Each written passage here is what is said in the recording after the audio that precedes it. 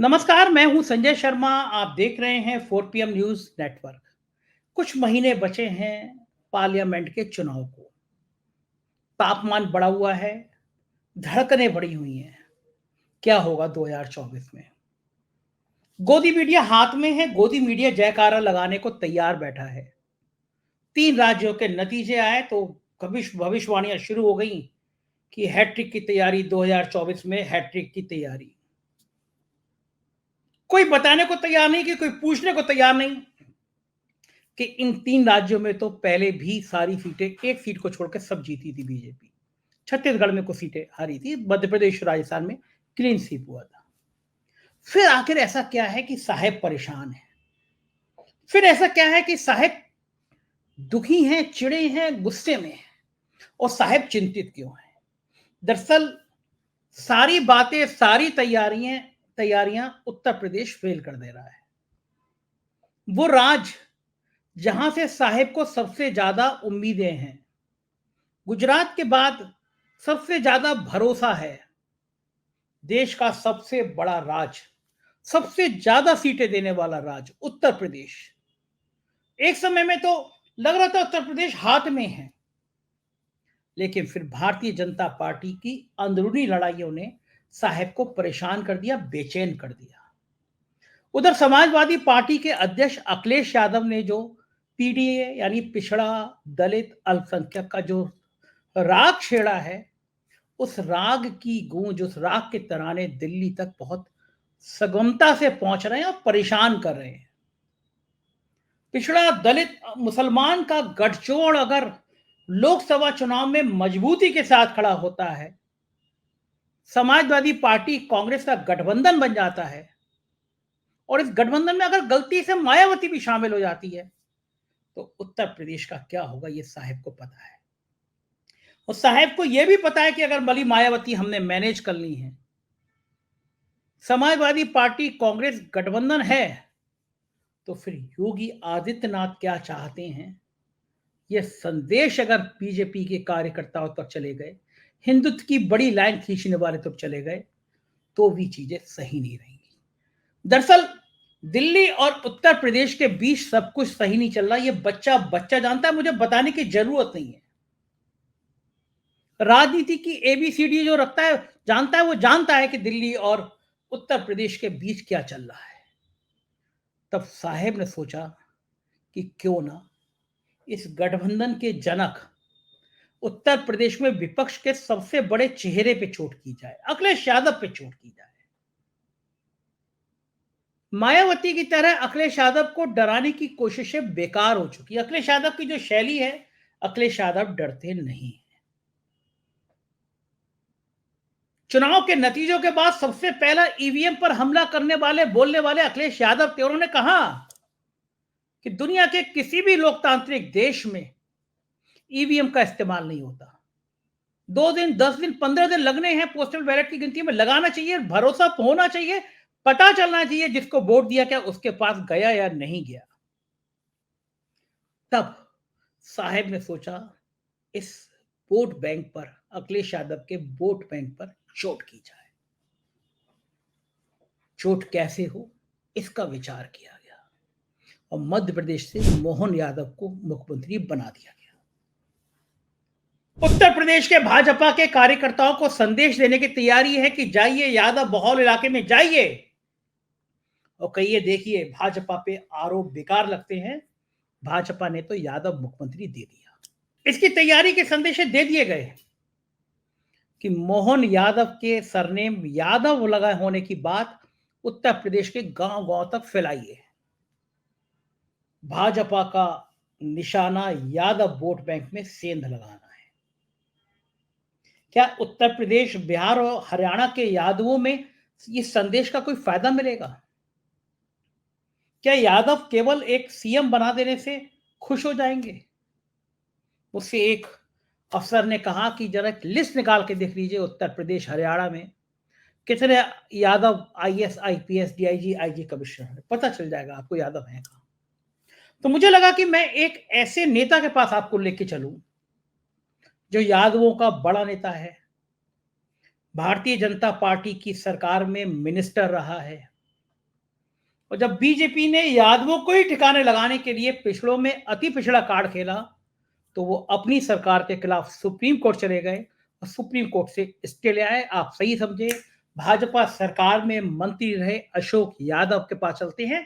उत्तर प्रदेश की यादव बरादरी में एक बड़ा नाम रखते हैं, देश के बड़े प्रतिष्ठित यादवों में उनकी खास पहचान है, तो चलते हैं अशोक यादव के पास और समझने की कोशिश करते हैं कि मोहन यादव के मुख्यमंत्री बनने के बाद उत्तर प्रदेश, बिहार और हरियाणा के यादवों के साथ मध्य प्रदेश के यादवों में बीजेपी कितनी सेंध लगाएगी। चलते हैं सीधे अशोक यादव के पास। स्वागत है अशोक जी आपका। आज मैं आपसे के साथ इस विषय पर चर्चा कर रहा हूं कि उत्तर प्रदेश में खास तौर से पिछड़ी जाति की एकता एक बड़ा मुद्दा बन रही है। बिहार में जिस तरह जातिगत जनगणना की बात उठाई नीतीश ने, आंकड़े सामने रख दिए, उत्तर प्रदेश में पिछड़ा दलित मुसलमान के गठजोड़ पे बात चल रही है। पिछले 6 सालों में यादव कम्युनिटी में खास तौर से ये बात उठती रहती है कि यादव नाम आ जाता है तो किनारे कर दिया जाता है, मान लिया जाता है कि ये यादव तो उनके यादव हैं, हमारे साथ है ही नहीं। और लगातार यादव कम्युनिटी के कई नेता इस बात को अपेक्षित महसूस करके लिखते रहते हैं कि यादवों को तो ये सरकार अपना मानती नहीं है। मुकदमे हो, परेशान करना हो, गिरफ्तारी हो, ये बात सब यादव कम्युनिटी में बहुत ज्यादा गुस्सा और नाराजगी रहती है इस बात को। उनको लगता है कि उनके संग अत्याचार हो रहा है। जब जाति की जनगणना की बात उठती है बिहार से, तो डर उत्तर प्रदेश में पैदा होता है, क्योंकि पिछड़ों की आबादी, अगर पिछड़े दलित और मुसलमानों की अल्पसंख्यकों की आबादी रख लो तो वो 80% उठती है। तो बात उठती है कि 4 और 5% क्षत्रिय आबादी पर उत्तर प्रदेश और उत्तराखंड में मुख्यमंत्री चुन लिए जाते हैं। पिछड़ों की कहीं बात नहीं होती। और ये जो पिछड़ों की बेचैनी है उत्तर प्रदेश की राजनीति में, ये थोड़ा सा कोताहल पैदा कर रही है, डरा रही है दिल्ली को। क्या मध्य प्रदेश का मुख्यमंत्री यादव चुनने के पीछे एक कारण महसूस करते हैं? वहां यादव चुनेंगे तो क्या उत्तर प्रदेश के और हरियाणा के यादव उनको सपोर्ट कर देंगे? क्या लगता है अशोक जी, क्या मैसेज क्या है, ये क्यों किया गया है? देखिए, उन्होंने किया तो ये है कि भाई इससे तारीख बदलेगी, इससे कुछ इतिहास बदलेगा।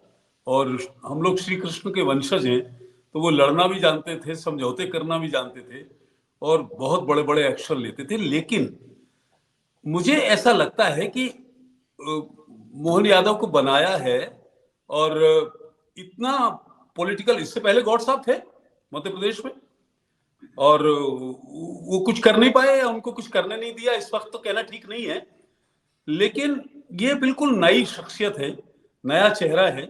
नाम जरूर, ये बिल्कुल सच बात है, ये प्रेशर में पहली बार गौड़ साहब को, इसलिए नहीं, गौड़ साहब तो माइग्रेट कर गए थे यूपी से वहां, इसलिए वो गौड़ साहब का वो यादव नहीं लिख सकते थे बेचारे, नहीं अच्छा, जानते वो थे यादव, लोग। अच्छा मुझे भी नहीं पता था कि वो यादव है। बाबूलाल गौड़ मुझे नहीं यादव पता थे था। और किसी को पता नहीं था ये यादव है। हाँ, मुझे भी नहीं पता वो था ये तो बात। उनके मोहल्ले में उन्हें बताना पड़ता था मैं भी यादव हूँ। अच्छा। तो हाँ, क्योंकि गौड़ तो यहाँ यादव, पे ब्राह्मण लिखते हैं, मैंने देखा है कि गौड़ जाति जो है गौड़ उत्तर प्रदेश। ब्राह्मण लिखते, तो उनको बताना पड़ता था। ये जो है, देखिए, पॉलिटिक्स में जब जरूरत होती है तभी बात होती है। ये बात मैं मानता हूं कि ये पॉलिटिकल प्रेशर है, पॉलिटिकल प्रेशर है, जाति जनगणना का प्रेशर है और अब इसको सेंटर करना था। देखिए, मैं माफी के साथ कहता हूं, यादवों की जाति जो जाति है, आज थोड़ी देर बात करूंगा वरना मैं बैकवर्ड्स की बात करता हूं।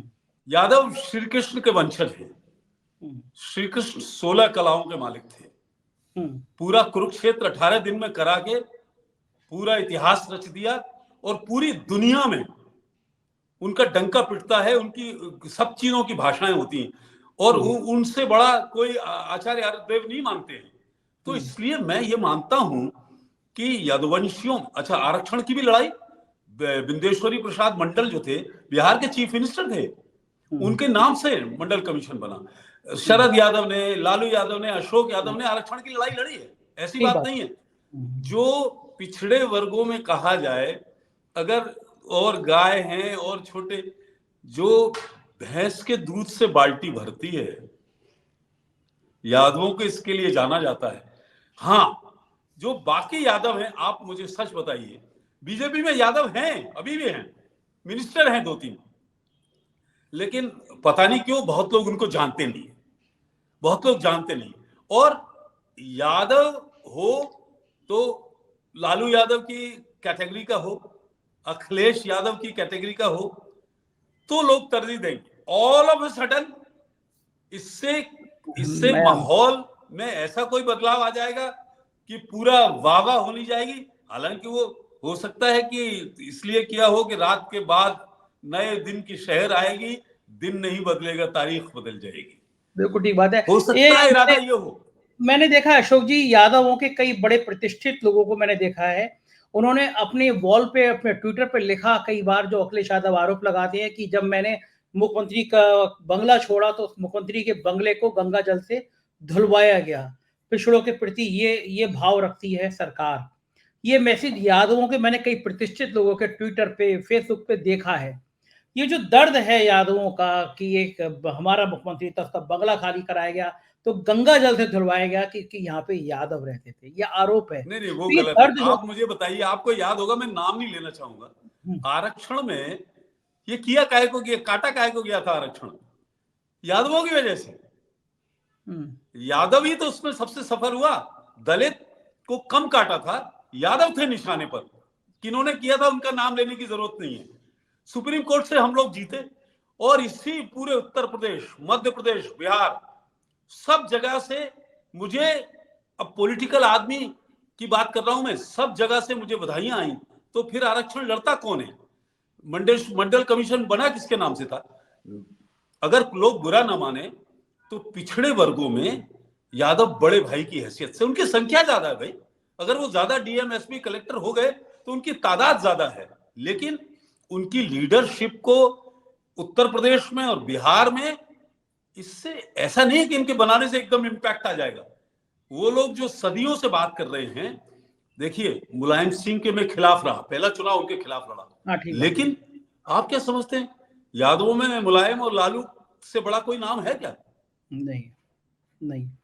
और ये जो विरासत मिली, हाँ भाई, अभी जो आपके यादव हैं बीजेपी में, मैं नाम नहीं लूंगा, जरा खराब बात हो जाएगी, उनका एक का नाम कोई बता दे। उत्तर प्रदेश में भी 1-2 मिनिस्टर हैं, हाँ, नाम याद, बता पाओगे? एकदम याद नहीं आता। जैसे मुसलमानों के नाम पे शहनवाज हुसैन और मुख्तार अब्बास नकवी रख दिए गए हैं, ऐसी एक प्रतीक रखे जाते हैं। बल्कि अशोक जी, मैं एक बहुत बढ़िया बात कहूँ कि एक बहुत अच्छी लाइन कही है। मैं आज दोपहर को डिस्कस कर रहा था, शाम को जब ये मोहन यादव का नाम आया, तो एक जने ने, चूंकि वो सरकारी नौकरी में है, यादव में है, तो उन्होंने मुझसे कहा कि संजय जी, एक सीएम बना के उत्तर प्रदेश के यादवों का, हरियाणा के यादवों का वोट लेना चाहते हैं, जरा लिस्ट चेक करा लीजिएगा कि हरियाणा में, उत्तर प्रदेश में कितने डीएम और कितने एसपी, कितने आईजी, डीआईजी, कमिश्नर यादव हैं। उन्होंने कहा यादवों की स्थिति ऐसी है जैसे पुलाव में इलायची, वो खुशबू देती है, सब बढ़िया लगती है, जब खाते तो निकाल के फिर निकाल के फेंक दिया जाता है। तो मोहन यादव क्या है ना, रखा गया है। आप ये बताओ, कुछ तो मजबूरियां हो रही होंगी, आदमी यूं बेवफा नहीं होता। रोज होती है मुलाकात उनसे, मुद्दतों सामना नहीं होता, जी बहुत चाहता है सच बोलें, क्या करें मगर हौसला नहीं होता। कहाँ, आप मुझे बताओ ना, अभी भी क्या हाल है? अभी भी क्या हाल है उत्तर प्रदेश का? और जगह क्या हाल? एक दरोगा बनता था जब थाने में जाता था, अरे साहब यादवों की सरकार है, ये पता नहीं क्या क्या कर देंगे। मैं सिर्फ इतना कहता हूं कि बनाने के लिए बधाई है उनको, ऐसा नहीं, लेकिन अगर नियत सच्ची साफ हो जाए, है ना, और ताकतवर लोगों को बनाओ ना ढूंढ के, ताकतवर लोगों को अलग से हॉर्स पावर उनको लगाना नहीं पड़ेगा, अलग से। ये बात बिल्कुल आपकी है। और फिर जो यूपी और बिहार के यादवों का संख्या है, यूपी में जो बिहार में संख्या है, वो मध्य प्रदेश में नहीं है। मध्य प्रदेश का यादव थोड़ा नर्म है, और यादवों को थोड़ा गर्म किस्म का यादव पसंद आता है। मेरी बात को बिल्कुल अदरवाइज मत लीजिए। नहीं, मैं तो सही समझ रहा हूँ कि आप तो खुद मिनिस्टर रहे हैं, राजनाथ सिंह सरकार में मिनिस्टर रहे हैं, आपका ही तापमान कहाँ झेल भाई बीजेपी। आपने जब पिछड़ों में अति पिछड़ा कार्ड आया, यादवों को किनारे करा, तो आप ही सुप्रीम कोर्ट पहुंच गए। समस्या ये नहीं, आप सोचो, कोई कहाँ झेल पाएगी बीजेपी? कोई मिनिस्टर जो है अपनी सरकार के खिलाफ सुप्रीम कोर्ट चला जाएगा? तो ये भैया थोड़ा बहुत यादव होने का असर था। पूरी मिनिस्टरशिप कुर्बान, प्रधान ही नहीं छोड़ते लोग। सही बात है, पूरी कुर्बान कर दी, लेकिन इतिहास में नाम लिखा हुआ, किसी की हिम्मत थी अपने चीफ मिनिस्टर से लड़ने की? हाँ, कोई नहीं लड़ता, अपने मिनिस्टर होने के बाद कौन लड़ता है। अशोक जी, और मैं आपको ये उम्मीद थी कि अगर मेरी बात जायज नहीं थी तो सेंटर में सरकार बीजेपी की थी, स्टेट में बीजेपी की सरकार थी, मैं सुप्रीम कोर्ट से क्यों जीत गया? इलीगैलिटी थी उसमें। अशोक जी, मैं एक चीज पूछना चाहूंगा आपसे, क्या लगता है कि मोहन यादव को मध्य प्रदेश का मुख्यमंत्री बनाने के बाद क्या उत्तर प्रदेश के यादवों का वोट काट पाएगी बीजेपी? बिल्कुल स्टेट सवाल बताइए। नहीं, नहीं कटेगा। देखिए क्या उत्तर हरियाणा प्रदेश में? का, हाँ। उत्तर प्रदेश का और बिहार के यादव में अलग किस्म का जज्बा है। मध्य प्रदेश में पहले तो जो पहले बने भी हैं कुछ, कभी इस ओहदे पे नहीं रहे, और मध्य प्रदेश में कोई इतनी तादाद भी नहीं है। उनका उनका अंदाज और जज्बात, वो यहाँ तो लड़ाकू चाहिए, लड़ाकू आदमी चाहिए। आर्मी में सबसे ज्यादा यादव है, सबसे ज्यादा फ्रंट पर लड़ते हैं सबसे ज्यादा। रिजांगला की फाइट हुई थी चाइना से, 180 लोग शहीद हुए थे, all were Yadav. General Yadav मिलेंगे, पुलिस में यादव मिलेंगे, थोड़े लड़ने वाले, मतलब ये लड़ने वाला वो पूरे प्रदेश में नहीं, और उतने वहां इतनी तादाद नहीं। बनाया तो उन्होंने पॉलिटिकल समीकरण को है, लेकिन अभी जो उनके यहाँ यादव, सेंटर में भी यादव है, आपको पता भी नहीं होगा। 3 यादव हैं, पता नहीं 4 हैं। एक का भूपेंद्र यादव नाम का आप नाम बता दीजिए। भूपेंद्र यादव आप का एक नाम का नाम जरूर बता आया। दीजिए। भूपेंद्र यादव का नाम आया आपके था। यूपी में है एक यादव जी, उनका नाम बता दीजिए। हाँ, एक बिल्कुल ठीक है। राज्यसभा में यादव हैं, उनका नाम बता दीजिए। बिल्कुल ठीक बात, एकदम हाशिए पे रहते हैं, बिल्कुल मैं कोई सहमत बुरा हूँ। ना माने मेरी बात का। नहीं, बात कोई सही कह रहे हैं यादव आप। है तो भाई कम से कम अरबी घोड़ा तो हो, पुलाव में इलायची डालो तो इलायची अच्छी किस्म की तो हो। ताकतवर। ताकतवर यादव को तो लीडरशिप देखिए ऐसी है, वो मार्शल कौम है, फौज में रही, आर्मी में रही, युद्ध में रही। ऐसा मैं समझता हूँ फर्स्ट वर्ल्ड वॉर से लेकर कोई ऐसा इतिहास नहीं है जहां रही। तो ताकतवर यादव, अभी जो यादव है उनकी हैसियत क्या है पता करो आप। नाम नहीं लेना चाहिए, नाम नहीं लेना चाहिए। यूपी में भी है, सेंटर में भी है। तो ये प्योरली पॉलिटिकल मूव है। अब पॉलिटिकल मूव को कितना पब्लिक उसको एक्सेप्ट करेगी, कितना, भाई वो बहुत छोटी सी जगह से आते हैं, अशोक जी और ये आप किसी को इम्कान नहीं था। अशोक जी, आप उत्तर प्रदेश में रहते हैं, यादव कम्युनिटी के नेता हैं, मतलब बाकी तो नेता सब कम्युनिटी के, लेकिन यादवों में आपकी खास पहचान है क्योंकि आप सुप्रीम कोर्ट तक लड़ाई लड़ने गए थे। आप तो, अगर मैं आजमगढ़ से शुरू करूं और पश्चिमी उत्तर प्रदेश तक आ जाऊं तो आपको हर जिले में 10, 20, 50, 100, 500 बड़े यादव नेता जानते हैं, आपको पहचानते हैं, आपसे देखिए मैं सम्मान। आपको बताऊं, क्या बहुत साफ सी बात है। इन कम्युनिटी में कुछ करंट आ पाएगा इन प्रतीकों के, मोहन यादव जैसे प्रतीकों पे उत्तर प्रदेश में? मैं कभी मुलायम सिंह जी के साथ नहीं रहा, कभी हाँ। मायावती के साथ नहीं रहा, कभी अखिलेश के साथ नहीं रहा, लेकिन अखिलेश का उत्तर प्रदेश में जो कद है वो किसी यादव का आसपास के का हो जाएगा। मैं कह रहा हूं मेरी दुश्मनी है, हाँ, ठीक बात, आपके तो रिश्ते भी नहीं अच्छे, बिल्कुल मेरी ठीक बात। पॉलिटिकल दुश्मनी है। मैं पहला चुनाव मैनपुरी जगह गया था तो मुलायम सिंह जी सीट छोड़ के चले गए थे, हाँ, ऐसा भी बिल्कुल नहीं ठीक था है। कि उनको खौफ नहीं था। आपके परिवार से खूब लड़ाइयाँ रही हैं, मुझे पता है लड़ाइयाँ। लेकिन मेरी बिल्कुल आमने सामने की है। लेकिन अगर कोई ये कहे कि इससे अखिलेश यादव पे फर्क पड़ जाएगा, बिहार में लालू यादव पे फर्क पड़ जाए, तो माफ करिएगा, ये कुछ नहीं हो पाएगा। बिल्कुल ठीक बात कह रहे हैं आप। हम आपसे राजनीति की चर्चा करते रहेंगे, जानकारी लेते रहेंगे। बहुत बहुत शुक्रिया अशोक जी, आपने तक बहुत बहुत आपको बधाई, 23-25 लाख की होने की बधाई, थैंक यू, है थैंक ना। यू। एक शेर सुन लीजिए फिर बात खत्म करता हूं कि जी जी यार जी। तेरे लिए इस दिल से दुआ मांगी है कि चांद और तारों का नूर तुझ पर इस कदर बरसे, इस कदर बरसे कि लिपट जाए बहारों की खुशी तुझसे, कि तू चाहे भी तो गम को तरसे। क्या बात है, शुक्रिया शुक्रिया बहुत अशोक जी। बहुत शुक्रिया। तो ये थे अशोक यादव, आपने बात सुनी। इनका कहना है कि मुलायम सिंह, अखिलेश यादव, लालू यादव से बड़ा यादवों का नेता कौन है। एक प्रतीक बना के, एक प्रतीक चिन्ह बना के यादवों के वोट बैंक पे सेंध लगाना आसान नहीं है, लेकिन भारतीय जनता पार्टी इस रणनीति पे काम करेगी। घमासान मचेगा, हंगामा मचेगा। क्या होगा 2024 में, ये राजनीति समझना है। देखते रहिए 4PM न्यूज नेटवर्क, आपका अपना चैनल। सब्सक्राइब करिएगा, ज्वाइन करिएगा, साथ बने रहिएगा। शुक्रिया, थैंक यू।